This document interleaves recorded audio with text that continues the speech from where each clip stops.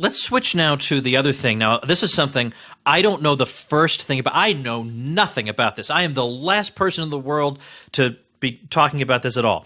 There's when you get them on Glass-Steagall, then they come back with something that sounds even more complicated, the Commodity Futures Modernization Act of 2000. And I know you've written about this too. Tell me what that was and what's the deal? How is that connected to anything? In the year 2000, this was during the Clinton administration. The person who was the chairman of the Commodity Futures Trading Commission said that she wanted to regulate credit default swaps. I'll get to what those are in a minute. The chairman of the Federal Reserve, the chairman of the banking committees in the House and Senate, the chairman of the Secretary of the Treasury at the time, Rubin, all said that would be a terrible idea. In addition, not only is it a terrible idea, but the idea that you are going to be regulating the credit default swap market is going to make that market very difficult to operate, because people are going to be afraid to get involved in the market if they think that the Commodity Futures Trading Commission is going to come in and impose various kinds of regulations, making their investments weak or troubling or bad. So they adopted in something called the Commodity Futures Modernization Act a rule that said the CFTC, the Commodity Futures Trading Commission, cannot regulate credit default swaps. That's what the Commodity Futures Modernization Act was about. There were other provisions in that act that did good things, but in this case they did a bad thing, according to the left, and that is they restricted regulation of the credit default swap market. Now, what are credit default swaps? Sounds very complex. They're not actually very complex. They are simply a kind of insurance product on a financial instrument. And you can buy protection for your financial instrument, its decline in value or its failure or whatever, by paying a premium to someone who will protect you. That's called that transaction is called a credit default swap. Again, same thing as we have been talking about Glass-Steagall. The same thing happened with credit default swaps, and that is, as soon as there was a problem in the market, various people, principally on the left, but also the government, and I will have to blame this in part on the late part of the Bush administration, began to say, well, this is particularly Henry Paulson, who was the Secretary of the Treasury at the time. Well, it was also the reason we had to bail out Bear Stearns is because these credit default swaps were going to make all of these companies fail. If one of them failed, it would drag down all of them because they're all interconnected through these credit default swaps. That idea was shown to be false when Lehman failed, because when Lehman failed, no other firm got into trouble because of Lehman's failure. And Lehman was a big player in the credit default swap market. But the idea has lived on that it is necessary to regulate credit default swaps. And in the Dodd-Frank Act, there was a very strong set of regulations or power to make regulations that were given to the CFTC, the Commodity Futures Trading Commission, in order to regulate credit default swaps, and they have now been thoroughly regulated. That, to me, is not a good idea. It has not produced anything good, and it did not save us from, and will not in the future save us from anything bad. You know, you mentioned Dodd-Frank. I have another podcast. I do this show every weekday, but I have a weekly show called Contra Krugman. We refute Paul Krugman every single week, a friend and I. Yeah, we got to get you on that show. Why should everybody else have all the fun? We had Dan Mitchell from Cato on today. Great guy, Dan.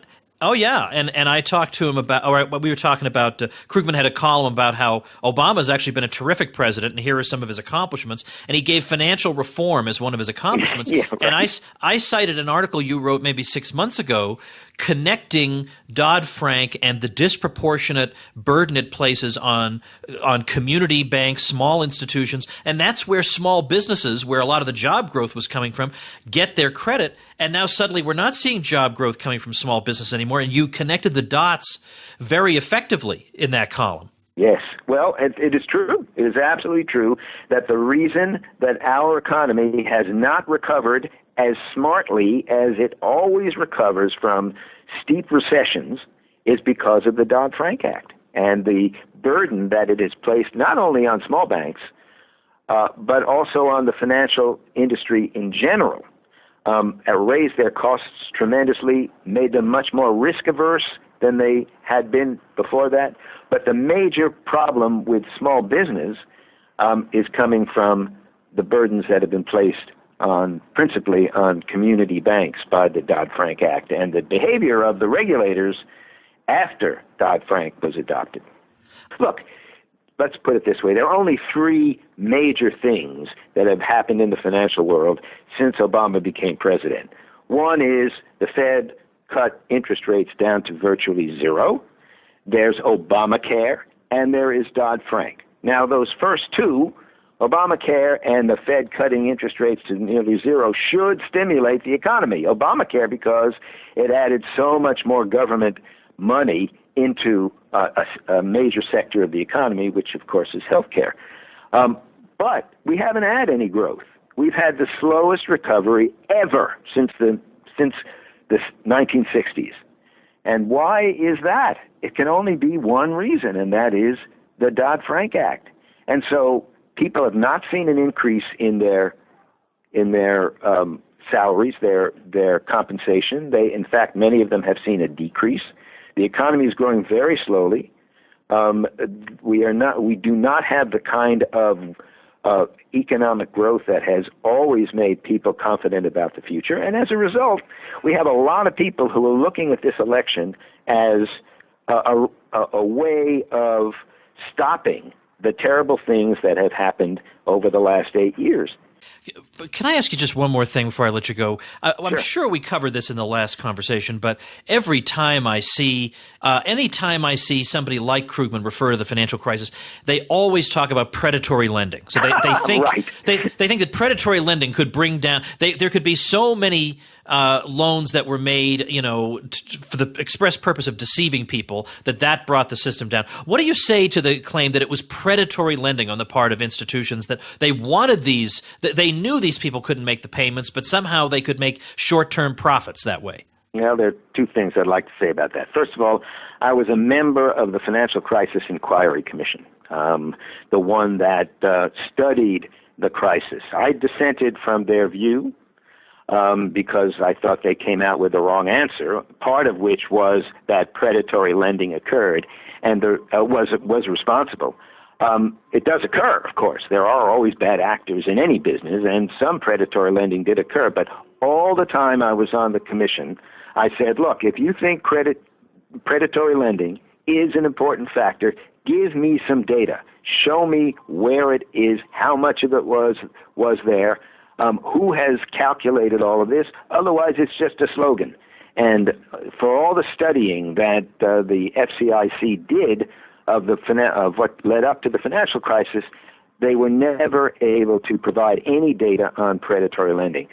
I will not deny that it occurs. However, I don't think it was a major factor. What was a major factor was the vast reduction in mortgage underwriting standards that occurred between the middle of the 1990s and 2008, and that was because of the affordable housing goals that had been adopted by Congress and put and imposed on Fannie Mae and Freddie Mac, and that's what is detailed in my book. That's why we had the crisis. And you could call some of the loans that were made in that case predatory loans, but they were made because the government wanted those mortgages to be made. Let me give your listeners one fact that is very, very important when you talk about this issue. In 2008, just before the financial crisis, there were 31 million subprime and other low-quality mortgages in the U.S. financial system. 76% of those mortgages were on the books of government agencies, principally Fannie Mae and Freddie Mac and the Federal Housing Administration. And that demonstrates one thing beyond question, and that is that the government created the demand for those mortgages.